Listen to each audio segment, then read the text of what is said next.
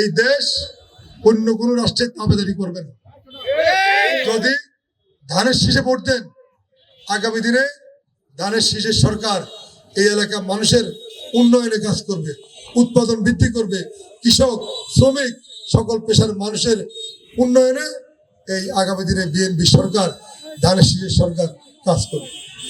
সুতরাং আপনাদেরকে ধানের শীষে ভোট দিয়ে জাতীয়তাবাদী শক্তি, মুক্তিযুদ্ধের সপক্ষের শক্তিকে আগামী দিনে দেশ পরিচালনার দায়িত্ব দিতে হবে।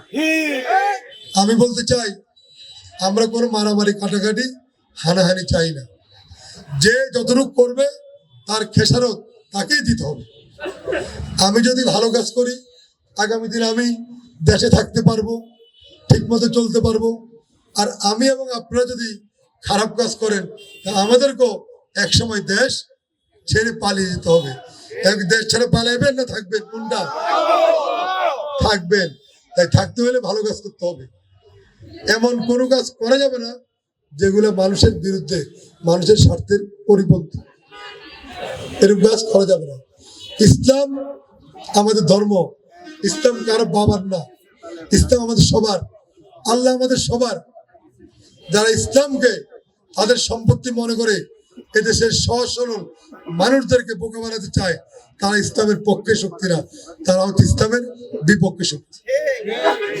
এরা মুখে বলে একটা, আর এরা কথা বলে আরেকটা। যারা আমাদের যে মেয়ে সন্তান, এরা লেখাপড়া শিখবে, চাকরি করবে, সমাজে প্রতিষ্ঠিত হবে, ডাক্তার হবে, ইঞ্জিনিয়ার হবে। এদেরকে আমরা কি জন্ম দিচ্ছি শুধু ঘরে বসে রাখার জন্য? এরা কি শুধু ঘরে ভাত পাক করবে? এরা সব করবে। এরা চাকরি করবে, এরা জজ হবে, বিচারক হবে, এরা আইনজীবী হবে, আর এরা ডাক্তার হবে, ইঞ্জিনিয়ার হবে।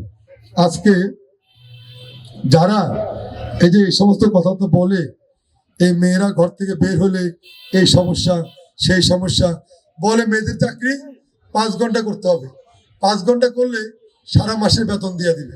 আচ্ছা, কোনো মেয়ে যদি 5 ঘন্টা চাকরি করে তাকে পুরো মাসের বেতন দিতে হয়, তাহলে আস্তে আস্তে বিভিন্ন প্রতিষ্ঠানে মহিলা কর্মী থাকবে? কেউ রাখবে না। আর ছাঁটাই করতে করতে একসময় সব মহিলারা ঘরে ঢুকে যাবে। এরা চাচ্ছে, এটা কুসংস্কার। এরা ধর্মের দোহাই দেয়, কিন্তু এরা ধর্ম মানে না।